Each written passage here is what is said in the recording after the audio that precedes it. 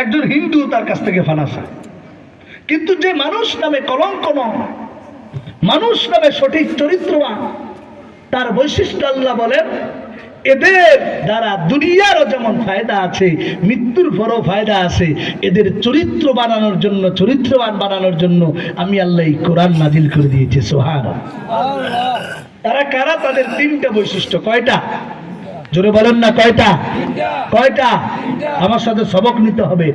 এক নম্বর তাদের বৈশিষ্ট্য কি আল্লাহ নিজে ঘোষণা করেন, ইন্নামাল মুমিনুনা আল্লাযীনা ইযা যুকিরাল্লাহু ওয়াজিলাত কুলুবুহুম।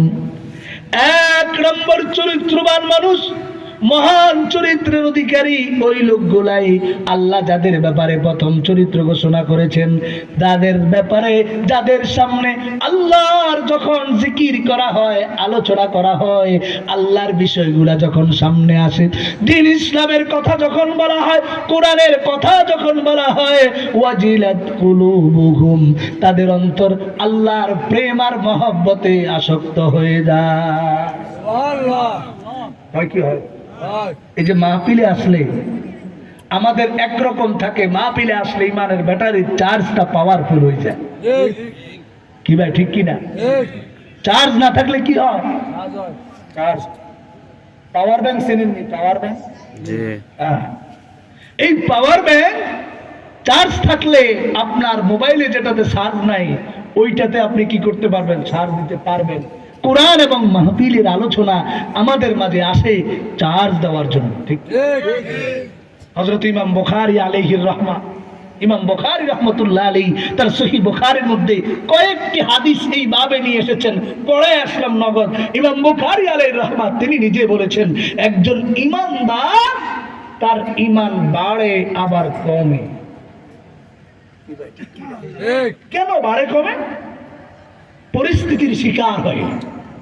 কিসের শিকার হয়? কারণ মানুষের মাঝে, মানুষের আশেপাশে 5 থেকে 6টা শত্রু কাজ করে। কয়টা? এখন আমি একটু আধ্যাত্মিকতার দিকে যাচ্ছি, ভালো করে শুনেন। আমাদের আশেপাশে, আমাদের কাছে কয়টা শত্রু আছে? 5 থেকে 6টা। যদি জিজ্ঞাসা করি, বলেন তো দেখি, আপনার লগে যার লগে জমিল ঠেলা ঠেলি, আপনি কেমন হেঁটে আসতে? কোরআন কিন্তু এই কথা বলেন। কোরআন বলেছে তোমার আমার চরিত্র হরণ করার জন্য, তোমার ব্যাটারি দুর্বল করার জন্য, ঈমান থেকে দূরে যাওয়ার জন্য 5 থেকে 6টা শত্রুর 1 নম্বর শত্রু তোমার আমার সকলের চিরশত্রু, নাম তার ইবলিস, শয়তান। আছে না ভাই? আছে কি না? এখন কিন্তু না, আছে না, এখন মাহফিলের ভিতরে নেই। হয়তো সে মুসলমান হয়ে গেছে, আপনারা চলে গেছে, দুইটার একটা। প্রত্যেক মানুষের কাছে এই দুশ্মনটা আছে না নাই? আছে কি না? রাসূল করিম যখন সাহাবীদের মাঝে, সহিহ বুখারীর বর্ণনা 2 নম্বর খণ্ডের হাদিস, আল্লাহ রাসূল সাল্লাল্লাহু আলাইহি সাল্লাম যখন সাহাবীদের মাঝে আলোচনা করতেছেন, রাসূলকে জিজ্ঞাসা করলেন সাহাবীরা, ইয়া রাসূলুল্লাহ, আপনার মাঝেও কি সেই ইবলিসটা আছে? আল্লাহ রাসূল বলেন, ওরে আমার সাহাবীরা, আমার মাঝেও আছে, সব মানুষের মাঝেও আছে, তবে আসলামা, সে কি হয়ে গেছে? আমার তাবে আর মুসলমান হয়ে গেছে। তো মাহফিল কেন, ওয়াজ কেন, এই ইসলাহি নফসের আলোচনা কেন? মুরব্বিদের কাছে গিয়ে, ওলামা একরামের কাছে গিয়ে, তুলাবায়ে ইলমরা এইভাবে পীর সাহেব বুজুর্গদের কাছে গিয়ে, মাদ্রাসার প্রিন্সিপাল, আধ্যাত্মিক জগতের পীর সাহেবদের কাছে গিয়ে আমরা কেন পড়ে থাকবো, কেন যাব? তার কারণ হলো আমার আপনার নফস, আমার আপনার শয়তানকে সোজা করার জন্য, ঠিক কিনা? কারণ আল্লাহ নিজেই বলেছেন, ইন্নাহু লাকুম আদুব্বুম মুবিন, ও আমার দুনিয়ার মানুষেরা রে, একমাত্র তোমাদের চিরশত্রুর নাম কি? ইবলিস। জোরে বলেন, ইবলিস। কথাগুলো মুখস্থ করে নিয়ে যেতে হবে। নাম কি? ইবলিস। মাহফিলের যখন আপনি আলোচনায় আসবেন, এই ইবলিস, এই শয়তান, হয়তো সে সংশোধন হয়ে যাবে, নয়তো পালিয়ে যাবে। কারণ সে এমন ভাবে মানুষগুলাকে ধোঁকা দেয় যেন মানুষ আল্লাহর কথা না শুনে। তাহলে 1 নম্বর শত্রুর নাম কি? ইবলিস। 2 নম্বর শত্রু আমাদের প্রত্যেকের মাঝে লাগাও আছে। দ্বিতীয় শত্রুটির নাম হলো নফস। নফস। মানুষের মাঝে ইবলিসের চেয়ে মারাত্মক একটি শত্রু কাজ করে। প্রত্যেক মানুষের মধ্যে নফস আছে না নাই? আপনি নিজে চান, আমি ওয়াজ শুনে চাইতেছেন আমি আজকে নামাজ পড়বো, সবাই চাইতেছে আমি ওয়াজ শুনবো, কিন্তু নফস কয় না না, 8 বাজারও বয়। কি ভাই ঠিক কিনা? যারা এখানে আসছেন আপনাদের নফস কন্ট্রোলে চলে আসছে। আপনার নফস বলতেছে চল এতক্ষণ ওয়াজ শুনছ, আর হুননের দরকার নাই, বাজারে আয়, ওটা চা খাইয়া একটু ফুচকা খাইয়া। ভাই ঠিক কিনা? আমাদের এখন ওয়াজ মাহফিলের কি হয়ে গেল, আপনার আশেপাশে বিশাল মার্কেট বসে, এখানে আসেনি? সমাহা একটা মেলা, এটা কি মেলা? ওয়াজে যা মানুষ হওয়ার কথা তার চেয়ে বেশি কথা এই মেলা। দুনিয়ার মানুষের তোমার নফস বলে যাও যাও, ওখানে লাল নীল সবুজ আছে দাও, আর তুমি নফসকে কন্ট্রোলে নিয়ে এসে বলছো না না সেটা তো দেখেছি, দেখতে পারবো, সময় আছে, কিন্তু এই ওয়াজ তো আমি আর প্রতিদিন শুনতে পারবো না, কারণ পুরা বছরের মধ্যেই এই মাদ্রাসায় মাহফিল হয় কয়টা? একটা। কয়টা? একটা। আর হইব আবার এক বছর। বাজারও তো আপনি সবসময় দেখতে পারেন। আপনার নফসটারে বাজার, আপনি নফসের জোর কইরা দৌড়ে দিয়ে বান্দা আপনি টারেন মাহফিলে, আপনি টারেন মসজিদে। নফস বলে যে শীতকাল আরেকটু ঘুমা, ফজরের নামাজ এখন পড়িস না, আপনি নফসের জোর করে বলতেছেন ফজরের নামাজ পড়তেই হবে। কিনা? এই নফস 3 প্রকার। কয় প্রকার? 1 নম্বর নফসে আম্মারা, 2 নম্বর নফসে লাওয়ামা, 3 নম্বর নফসে মুতমাইন্না।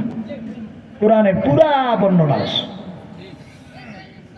এই নফস, এই মানুষ, এই চরিত্র হরণের 2য় নম্বর যে শত্রু নফস, যেই নফস আপনাকে গুনার দিকে টেনে নিয়ে যায়, আপনি ফিরে আনতে পারেন না।